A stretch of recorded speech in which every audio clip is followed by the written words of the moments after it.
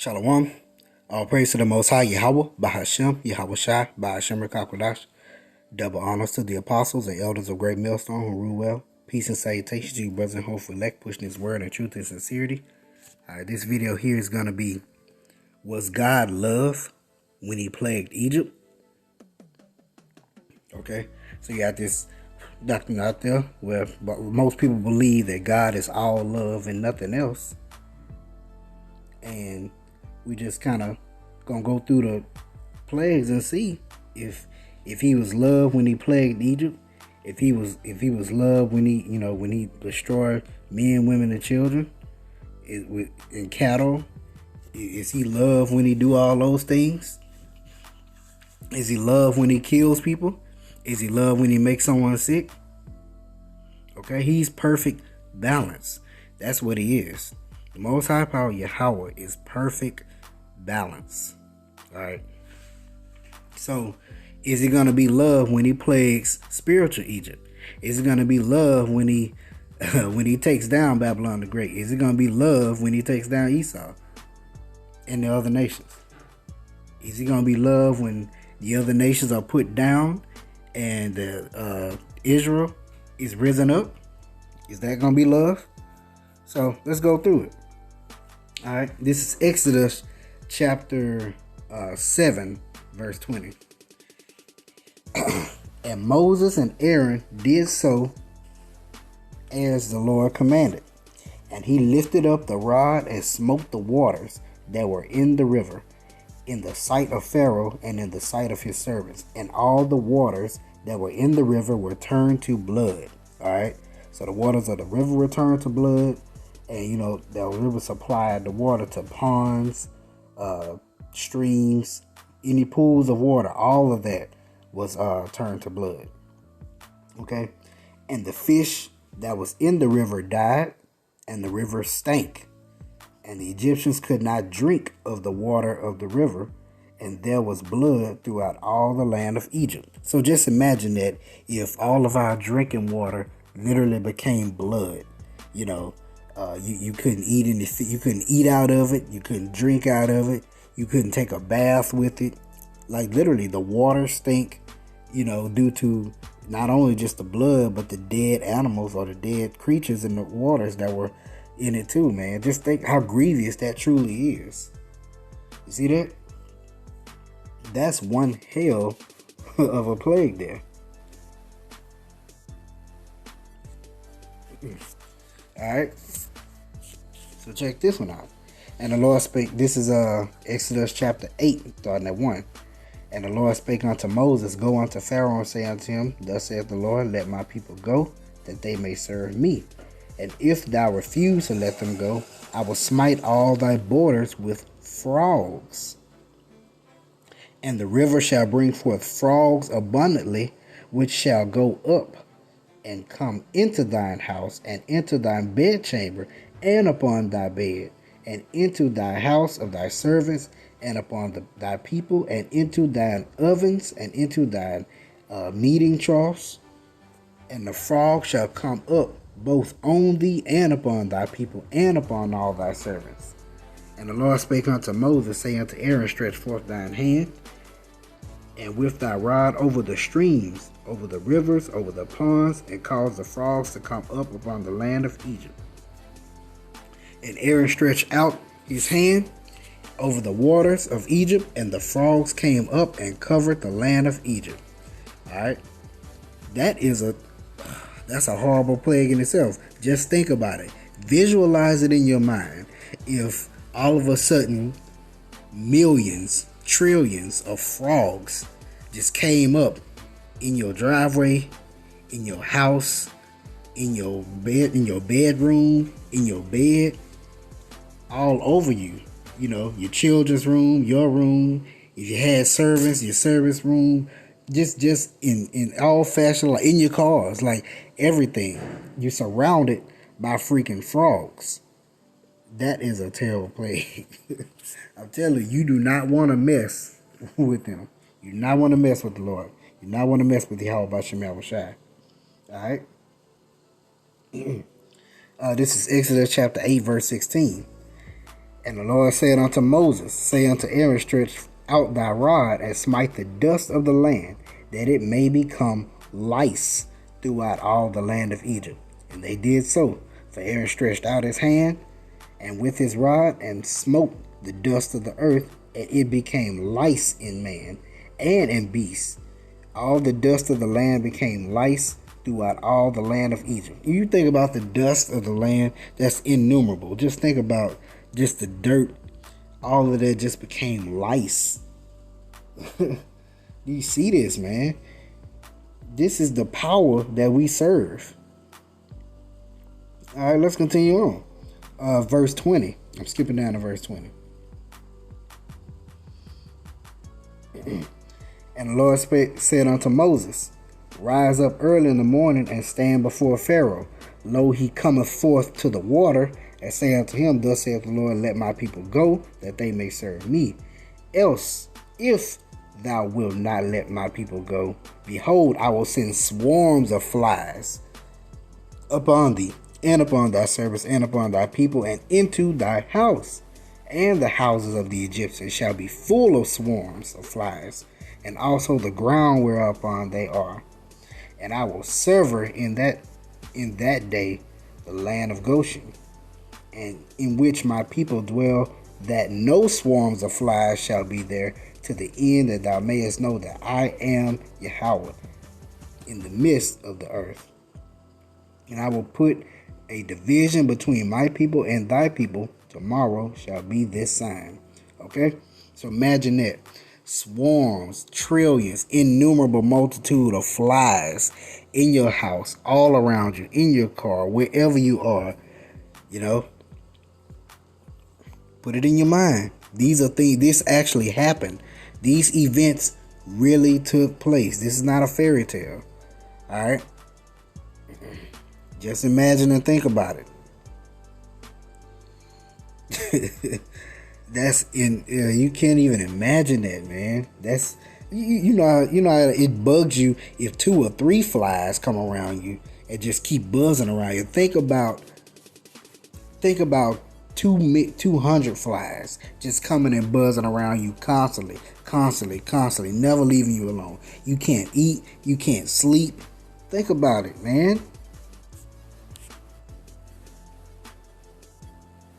All right, this is Exodus chapter 9, and I'm going to start at the top. It says, Then the Lord said unto Moses, go unto Pharaoh and tell him, thus saith the Lord power of the Hebrews, let my people go, that they may serve me. For if thou refuse to let them go, and wilt hold them still, behold, the hand of the Lord is upon thy cattle, which is in the field, upon the horses, upon the asses, upon the camels, upon the oxen, and upon the sheep. There shall be a very grievous murrain. And the Lord shall sever between the cattle of Israel and the cattle of Egypt, and there shall nothing die of all that is in the children of Israel. Okay? So, your food source, your meats, whatever you have, all your cattle, they dying. I mean, think about it. These are plagues that are coming back to back to back to back. There is no break in between. There is no months of recovery or years of recovery. No, these things are happening back to back to back. And the same thing will be for spiritual Egypt when Lord truly unleashes everything. Okay? And hold on, we still not finished. Check it out. I'm skipping down to verse 8.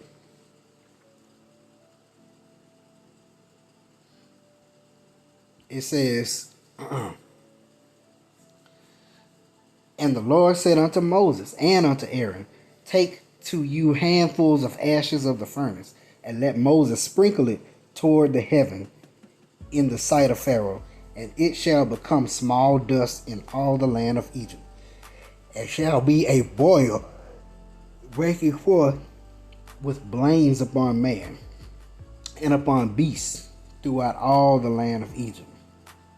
And they took ashes of the furnace and stood before Pharaoh, and Moses sprinkled it up toward heaven, and it became a boil breaking forth with blains upon man and upon beast. So now you got boils coming all over your skin, upon you, upon your wives, your children, your cattle, everything that's living that belongs to you. Boils. Just imagine it. Imagine them, them busting and the pus coming out and leaving that foul odor. Just think about it. These things actually happen. This is the type of power that we serve. All right. Skipping down to verse 22. And the Lord, this is Exodus chapter 9 and 22. And the Lord said unto Moses, stretch forth thine hand toward heaven, that there may be hail in all the land of Egypt, upon man and upon beast and upon every herb of the field throughout the land of Egypt. So now this is affecting you, your cattle, and your herbs. And Moses stretched forth his rod toward heaven, and the Lord sent thunder and hail, and the fire rained along upon the ground. And the Lord rained hail upon the land of Egypt. So it's hailing, you got fire, man. So there was hail and fire mingled with the hail. Very, very grievous, such as there was none like it in all the land of Egypt, since it became a nation. Think about this. Think about how scary hail is, just with the big clumps and chunks of ice coming out of heaven, coming out of the clouds, or coming out of the skies. Imagine fire, chunks of fire, raining down on you. These people ain't ready for that. People, especially here in Babylon the Great, they are not ready for this type of hail. They are not ready for these type of plagues. They are not ready for even an ounce of the power that we serve. The power of Israel, Most High power Yahweh, by Hashem Yahweh Shai. Man, these people in the world ain't ready for him. They are not ready. Shoot, Jake ain't even ready. Alright. This is Exodus chapter 10, verse 12. And the Lord said unto Moses, stretch out thine hand over the land of Egypt for the locusts, that they may come up upon the land of Egypt, and eat every herb of the land, even all that the hail have left. So it done hailed, you done had boils come on your cattle done died. The cattle that's left, you got boils on them, so they defile. They got pus and blood and nasty stuff all over them. Then it's raining hellfire, fire coming out of the heavens on you, burning up your crops and everything else. And then on top of that, to top it off, you got the locusts that's gonna come and tear up the rest of the herb that you got. So you don't have no fish. You don't have no fish in the water. Your waters were blood. They did.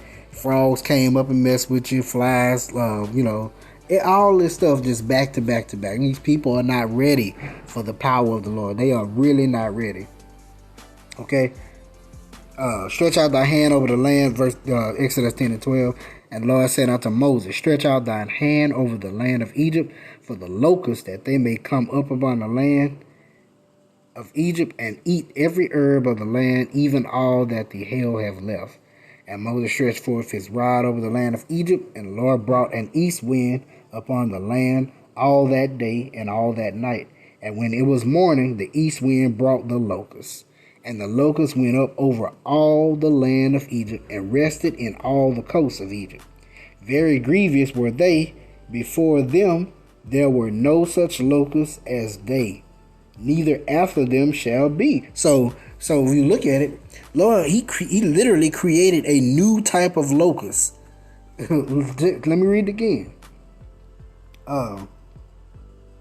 Verse 14. And the locusts went up over all the land of Egypt, and rested in all the coasts of Egypt. Very grievous were they. Before them there were no such locusts as they. So there were no type of locusts as these were. These were literally created for a specific purpose, for a specific plague, to plague Egypt. neither after them shall be such. So ain't them type of locusts that the Lord created at that time ain't coming back. But matter of fact, let me continue on verse 15. For they covered the face of the whole earth, so that the land was darkened, and they did not and they did eat every herb of the land, and all the fruit of the trees which the hail had left. And there remained not any green thing in the trees or in the herbs of the field throughout all the land of Egypt. It was so many locusts that it covered up the land. You couldn't even tell. There was no greenery or whatever due to them eating it, and just so many of them. Alright? These people ain't ready for that. They are not ready for that. But let's believe, although he may not bring back those type of locusts, but he's going to bring something new, because it say it's going to be a time that the earth has never seen before, nor has ever have been. No be like it. So we can't even imagine what it's going to be like. Alright. Skipping down to verse 21, Exodus 10 and 21. And the Lord said unto Moses, stretch out thine hand toward heaven, that there may be darkness over the land of Egypt, even darkness which may be felt. And Moses stretched forth his hand toward heaven, and there was a thick darkness in all the land of Egypt 3 days. They saw not one another, neither rose any from his place for 3 days. But all the children of Israel had light in their dwellings. Think about that. Think about being in a position where you can't even see the hand. Like if you put your hand right in front of your face, you can't even see that. Gross darkness. You can't even see that. Just think about that. That's some hellified darkness there. Because even when you go outside at night, even if you don't have any light, coming from, like a porch light or any light outside your house or a house light, anything like that, you will still get light from the moon and from the stars. Imagine not seeing zero light, zero visibility. That's a hell of a plague. For 3 days, it's like you're blind 3 days. You can't go nowhere. You can't do anything. If you light something, say you light a fire, or say you turn some light on, whatever, you can't see it still. It might be lit, or it may not even be able to light. So I don't know how he did it during that time, which is one of the plagues, one of the miracles of what he did. But or he could have you could have it lit, a lantern lit, and you still can't see the light, and it could be right in front of your face, man. And of course, the last plague, the plague of the firstborn, where the Lord came down and killed the firstborn of all the land of Egypt. So just think about it, man. He's gonna do more than kill the firstborn this time. Okay. Let me get this here in Revelation real quick.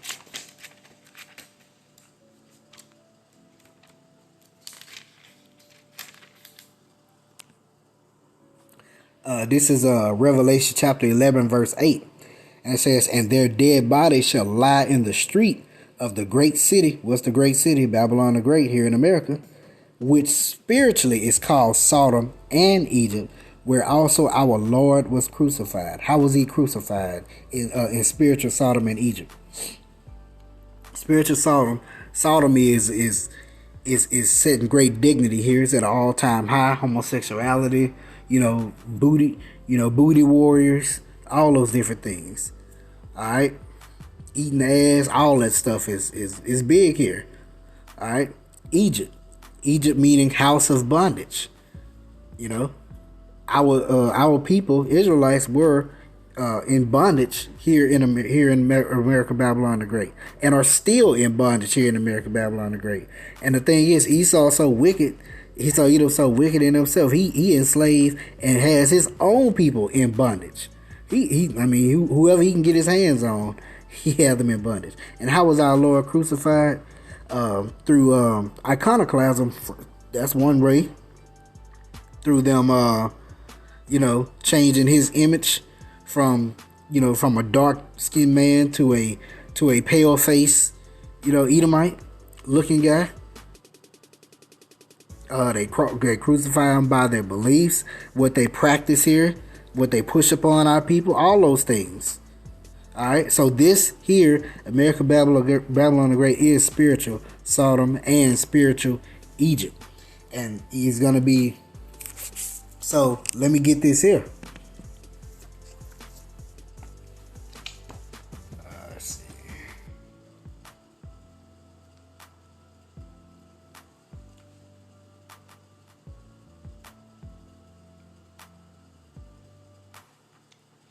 This is 2nd Ezra chapter 15. I'm going to start at verse 10. Behold, my people is led as a flock to the slaughter. I will not suffer them now to dwell in the land of Egypt. Are our people, this is a prophecy. Are our people dwelling in the land of Egypt? We probably do have some Israelites still scattered, amongst Egyptians. But the bulk of the people are here in America Babylon the Great. And I just read to you in Revelations that this is spiritual Egypt. So he says he will not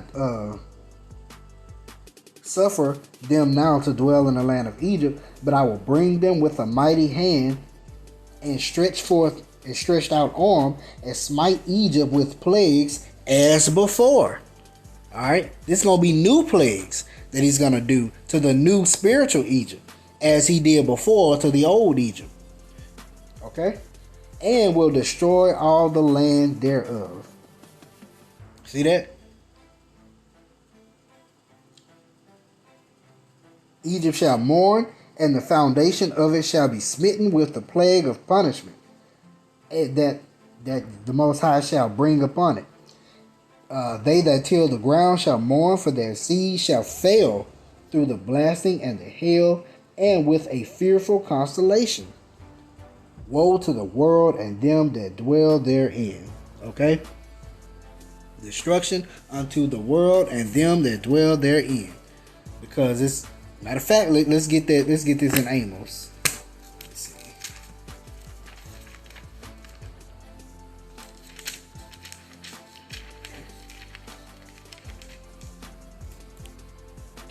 Alright, this is Amos chapter 5, verse 18. It says, woe unto you that desire the day of the Lord. Alright, woe unto you. To what end is it for you? Those who, man, I can't wait till Jesus come back. He gonna come back and take us to heaven. He gonna come back and, everybody's gonna be okay. It ain't gonna work like that. To what end is it for you? It could be destruction for you. Because you gotta remember, only the elect will be saved out of here. The day of the Lord is darkness and not light. It's gonna be a dark day. You gotta think about it. Yahushua coming back to kill, to kill. He coming back to set a new high record of murder, death, kills. He coming back for that ass. He remember what happened 2,000 years ago. He remember what happened 2 days ago.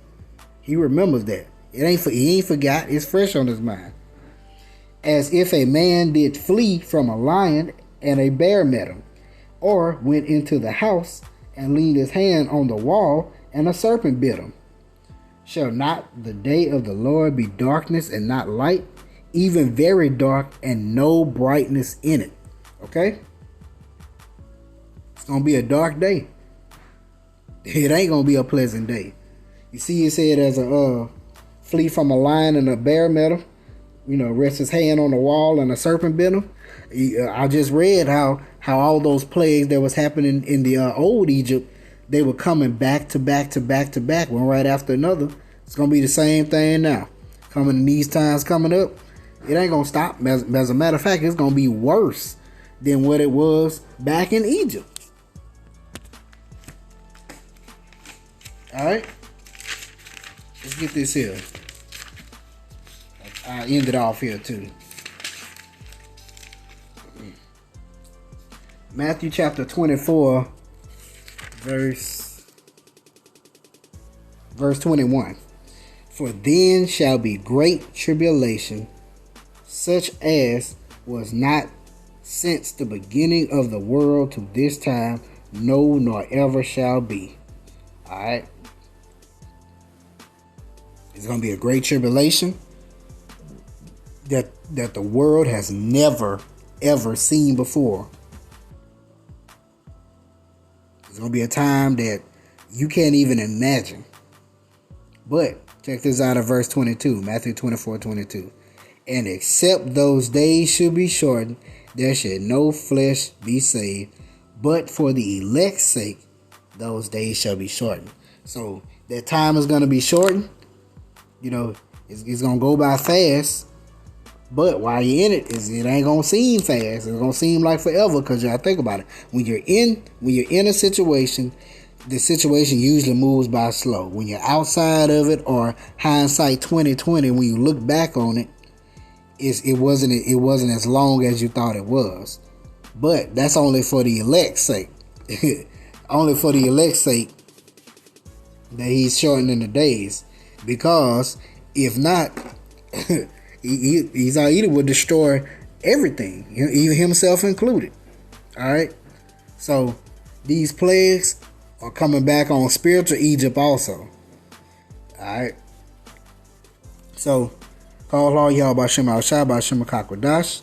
Hope you edified on that. See you back with another lesson. Shalom.